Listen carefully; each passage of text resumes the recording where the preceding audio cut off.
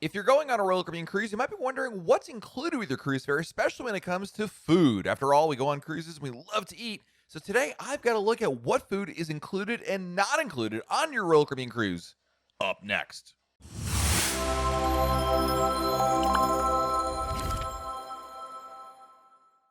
Hey everyone, it's Matt from RoyalCaribbeanBlog.com, and Royal Caribbean includes a lot of activities, food, and entertainment in your cruise fare. But if you're brand new to cruising, you might be wondering what food and drink is included with your cruise fare. After all, you're paying a fair amount of money to go on the cruise, and not all of it is included with your cruise. When you go on Royal Caribbean gives you the option of dining at additional areas or relying purely on what's included. Now, I think a lot of people end up doing a blend of both. They primarily rely on what's included and then supplement the pay venues as well. And that may lead you to the question of why should you pay for food or drinks that are not included with your cruise fare? Is there enough to eat on board? And if the food that is included is there, why would I want to venture out beyond that? We're going to talk about that in today's video. Let's start off with what's included with your cruise fare as it relates to food, meals, snacks, etc.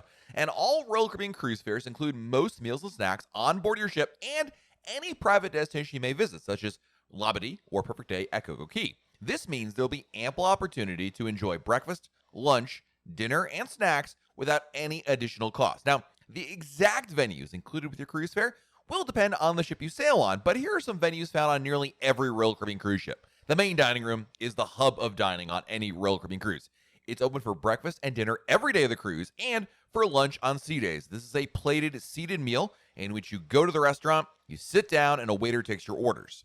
The Windjammer Buffet is the signature buffet featuring a wide assortment of cuisines, dishes, and flavors. It's open for breakfast, lunch, and dinner every day of the cruise, and it's also available during other times. In fact, you're going to find the widest hours of any venue at the Windjammer because Royal Caribbean wants to make sure there's enough flexibility for everybody, whether you're an early riser, late riser, or just want to snack right after you had food about half an hour before that.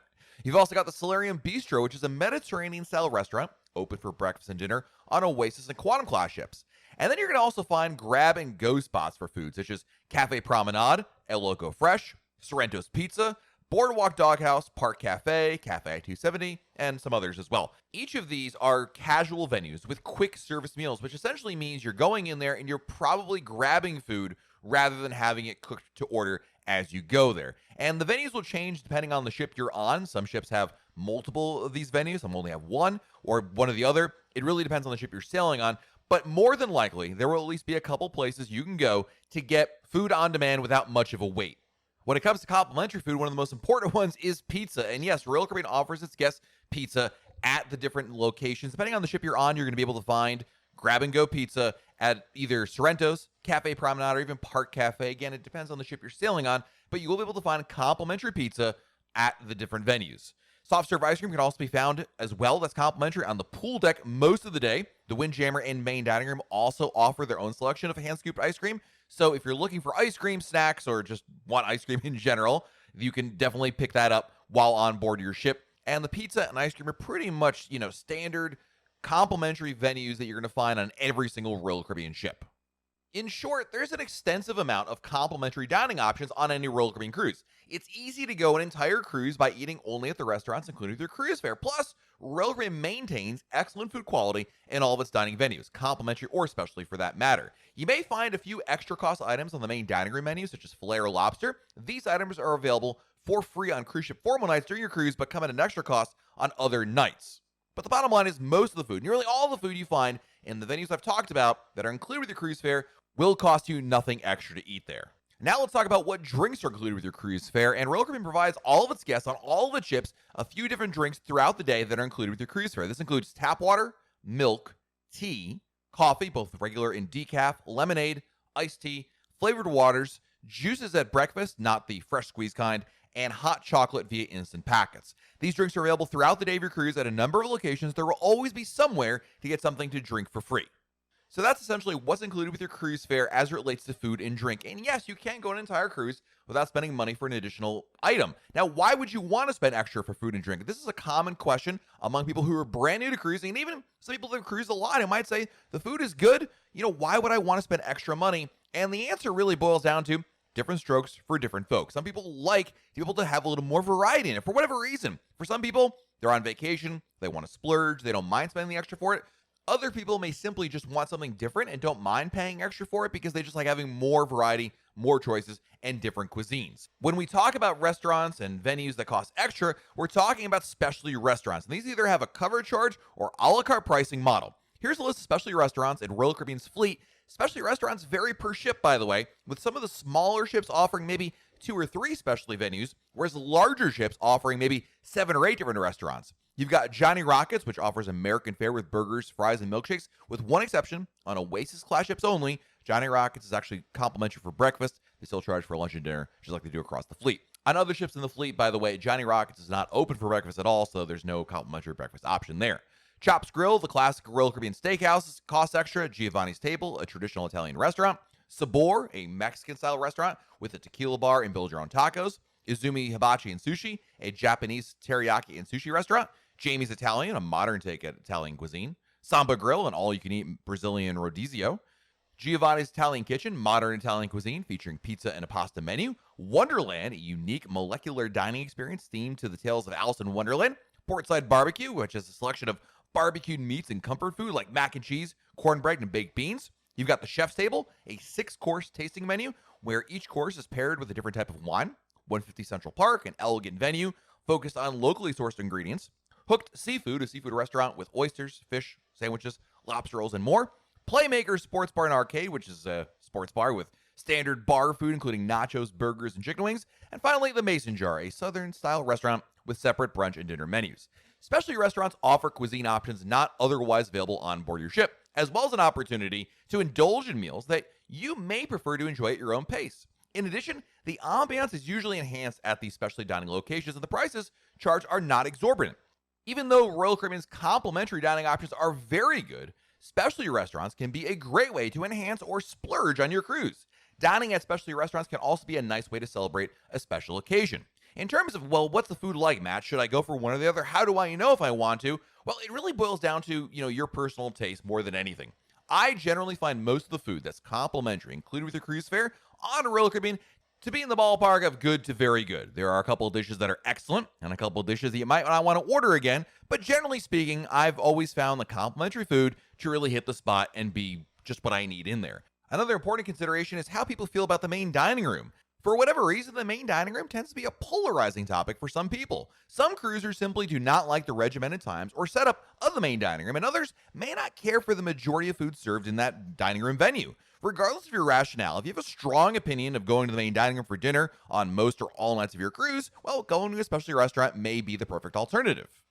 And of course, specialty dining is going to cost you extra, so while specialty dining does have an additional cost, it doesn't cost a fortune either. So depending on your budget, it may or may not be an option for you to dine at other restaurants that you're on there. And of course, the ship you're sailing on can also be a factor in determining whether or not specialty dining is worth it for them, because if you're on a ship that only has a couple of different restaurants, if you're on Brilliance of the Seas or a Vision class ship, you may find that the options available to you, while available, are not that enticing or not that much. But if you're on an Oasis class ship, if you're on Wonder of the Seas or Odyssey of the Seas, then you're going to find a lot more choices, and that may be really tempting, especially if you like certain things like sushi. You're only going to find sushi in specialty restaurants, so that's a really compelling reason to try specialty dining in and of itself. Speaking of variety, by the way, Oasis and Quantum class ships offer the greatest amount of choices that can offer a different specialty restaurant every night of your cruise.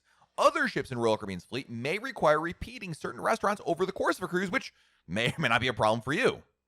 When it comes to specialty restaurants, if you're going to want to eat at more than one specialty restaurant, or you think you might be eating at more than one specialty restaurant, a really good idea is to check out a Royal Caribbean dining package. They will absolutely save you money. The thing is, there is a lot of good food included with your cruise fare, so paying extra for specialty dining does mean that you're foregoing food included that you would otherwise be able to enjoy. In my opinion, if you're not sure what to do, especially if you're a new cruiser, then maybe just try mixing in, intermingle specialty with complimentary venues. On a 7-night cruise, maybe eat at a specialty restaurant 2 or 3 nights, and otherwise in the main dining room. That way you get a blend of the two. Now, we haven't really talked about drinks at all in terms of what's extra for there, but essentially anything else available on board that I didn't list earlier is going to cost you extra. That includes soda, beer, wine, liquor, cocktails, premium coffee and tea, such as Starbucks, bottled water, still or sparkling, and fresh squeezed juice. For all of these drinks, you can purchase each drink individually or purchase a beverage package that will give you either a set allotment of beverages or unlimited access on board to them. I should also mention that Royal Caribbean does allow a limited amount of non-alcoholic beverages to be brought by guests on embarkation day only. Specifically, you can bring up to 12 standard 17-ounce cans, bottles, or cartons per stateroom of your favorite non-alcoholic beverage, such as soda, bottled water, etc. In addition, baby food and formula is allowed to be brought on board. If you're bringing milk or distilled water for your infant, medical, or dietary use, there are no restrictions or limitations related to these items. Royal Caribbean does not allow its guests to bring alcohol on board with one exception, and that is it allows up to 2 750 milliliter bottles of wine or champagne per stateroom to be brought on board. There's no cost to enjoy the wine in your room, but a corkage fee will be charged if you bring it to a restaurant or bar while on board. You should pack any beverages you bring on board in your carry-on luggage. Do not put it in your checked luggage for two reasons. Number one, it may break as your luggage is tossed around in transit. And more importantly, number two, Royal Caribbean's X-ray machine will see a bottle or a can and not be able to tell if it's alcohol or not.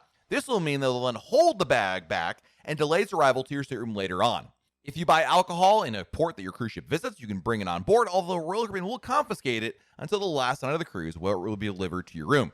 Ditto for any liquor you buy on board the ship. Now, I listed everything that's included with your cruise fare if you're going on a Royal Caribbean cruise, but I also didn't talk about the suite guests, because suite guests have one more area in which they get a couple extra perks included with their cruise fare. If you're staying on a Oasis or Quantum class ship in a suite, Grand Suite or higher, you do have access to Coastal Kitchen, which is a complimentary restaurant for suite guests for breakfast, lunch, and dinner. If you're in a junior suite on an Oasis or Quantum class ship, then Coastal Kitchen is included with your cruise fare for dinner only. If you're staying in a Grand Suite or higher, you have access to the Suite Lounge or the Concierge Lounge, depending on the ship. That'll be the different name for it. But basically, it's an area just for use as suite guests, and you're going to find alcoholic and non-alcoholic beverages included with your cruise fare there. In fact, you're going to find beer and wine from 11 a.m. to 11 p.m. in the Suite Lounge. And then in the evenings, there's complimentary cocktails available in the Suite Lounge for suite guests only.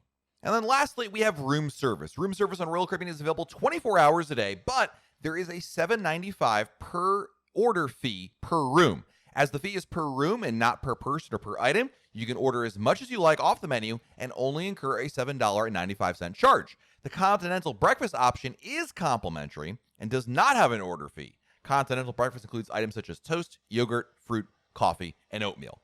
So there you have a breakdown of what's included with your cruise fare and what's not included with your cruise fare as it relates to food and drink. I think most people end up doing a blend of both. They don't necessarily go all in for everything that costs extra, and they don't necessarily just do exclusively what's included with your cruise fare. I think most people kind of dabble between both and go back and forth. After all, you're on vacation. It's about rewarding yourself and enjoying your time there, and spending $1 here, $1 there isn't necessarily going to stop you. But if you're on a budget, what is included with your cruise fare is not a bad way to enjoy a vacation as well. Let me know in the comments below which items do you think is worthwhile to spend extra for, especially dining, different drinks, drink package, a dining package. Let me know your thoughts down there below. If you found this video helpful, hit the like button, subscribe to our channel, and turn on your notifications. That way YouTube lets you know we have a brand new video to share. This has been Matt from RoyalCaribbeanBlog.com, and we'll talk again real soon.